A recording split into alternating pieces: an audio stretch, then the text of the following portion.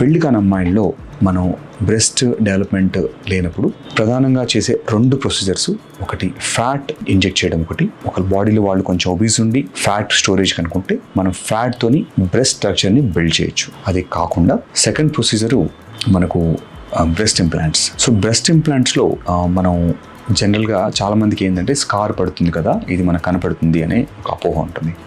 So వీళ్ళల్లో మనం breast ఇంప్లాంట్ని మనం యాక్సిలా నుంచి అంటే సైడ్ మన ఆర్మ్స్లో ఇక్కడ ఈ ఏరియా నుంచి పెట్టినప్పుడు మనం అండర్ ద ఆర్మ్ పెడతాం కాబట్టి అది మనకు స్కార్ కనపడుతుంది, బయట నుంచి చూసినప్పుడు స్కార్ తెలియదు.